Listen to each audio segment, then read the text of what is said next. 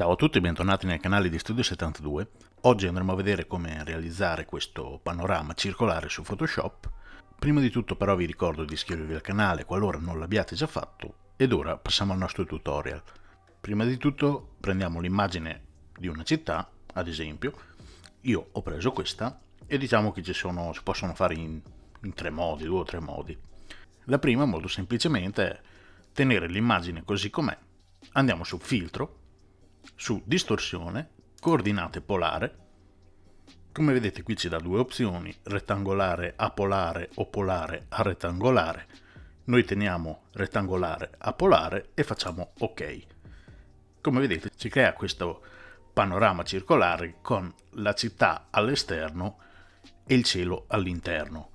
Un altro modo che secondo me è più carino da vedere è andare a ruotare l'immagine. Quindi prima di tutto andiamo a sbloccare il nostro livello, quindi ci basterà cliccare sopra il lucchetto qua di fianco del nostro livello, andiamo in modifica, trasforma e andiamo a fare ruota di 180 gradi, praticamente andiamo a capovolgere la nostra immagine. Dopodiché ci portiamo sempre su filtro, distorsione, coordinate polari, lasciamo sempre rettangolare a polare, facciamo ok e come vedete in questo modo ce la dà al contrario, ossia la città all'interno con il cielo all'esterno. Però come vedete in questo caso non è proprio un cerchio perfetto, è un ovale, anche perché la nostra immagine appunto è un rettangolo. Quindi io quello che consiglio di fare è quello di andare a modificare la nostra immagine e renderla quadrata. Quindi andiamo su immagine, dimensione immagine. Se avete selezionato il lucchetto, questo qua praticamente è quello che ci mantiene le proporzioni, lo andiamo a disattivare e andiamo a mettere il valore della larghezza, quindi 1595. Io vado a mettere 1595, faccio ok e come vedete c'è la nostra immagine quadrata. Il fatto che sia andata fuori proporzione non ci interessa, intanto andremo a applicare un effetto che ce la trasforma completamente. Quindi una volta resa quadrata la nostra immagine torniamo sempre a sbloccare il livello, andiamo a ruotarla di 180 gradi, quindi andiamo su modifica, trasforma, ruota di 180, qualora vogliate appunto la città interna e il cielo esterno, o altrimenti la lasciate così com'è. Quindi andiamo su filtro, distorsione, coordinate polari, facciamo ok e come vedete ce la rende più circolare. Ora l'unica cosa che ci rimane da fare, sia in questo caso che negli altri, come vedete qui si vede il segno praticamente della chiusura del circolo, e quello che dobbiamo andare a fare molto semplicemente è andare a togliere questa linea netta che si vede. Quindi prendiamo lo strumento timbro clone e pian piano andiamo ad aggiustare la nostra immagine, insomma, in modo di togliere quella riga in mezzo.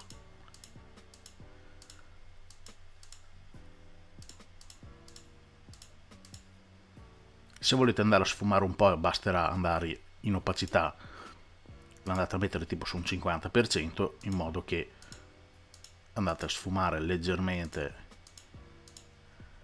l'immagine, insomma, fino a rendere un risultato pressoché accettabile. Più o meno in questo modo.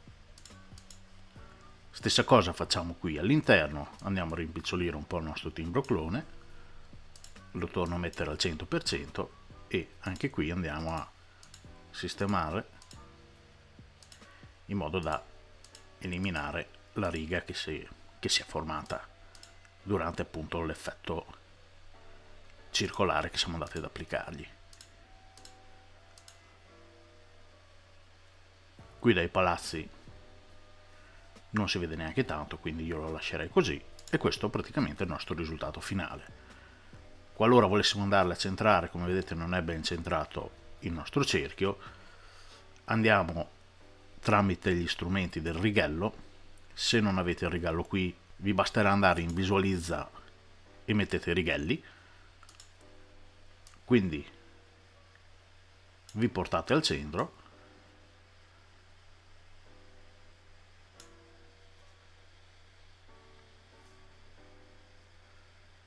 e bene o male andate a centrare la vostra immagine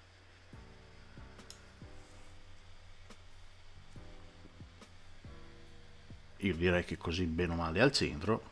Ed ora andiamo a modificare qui, andiamo a riempire questo spazio vuoto che c'è rimasto sempre col nostro timbro clone.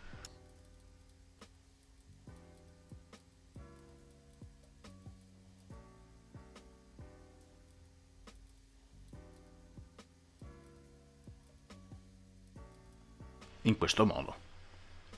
Se vogliamo andare a togliere le nostre righe ci basterà, vabbè, o le spostiamo direttamente, ma così ce le cancella, quindi se dovessimo tornare ad avere bisogno non ce le abbiamo più, altrimenti andate su visualizza, qui vedete che è marcato extra, tirate via e lui vi tira via gli extra. E questa è la nostra immagine finale. Questo è un effetto molto bello che si può fare con qualsiasi immagine che volete. L'unica cosa, decidete voi appunto se tenere la città all'interno e il cielo all'esterno o viceversa. Vi ricordatevi solo che se volete farlo in questo modo, prima dovete andare a ruotare l'immagine di 180 gradi in modo da avere il cielo al di sotto. Bene, questo è tutto per quanto riguarda questo tutorial. Io vi ringrazio di avermi seguito, vi rinnovo l'invito ad iscrivervi al canale qualora non l'abbiate già fatto, lasciate un like al video se vi è piaciuto, commentate se avete domande o richieste, visitate il mio sito www.studio-72.net e noi ci vediamo al prossimo tutorial. Ciao a tutti!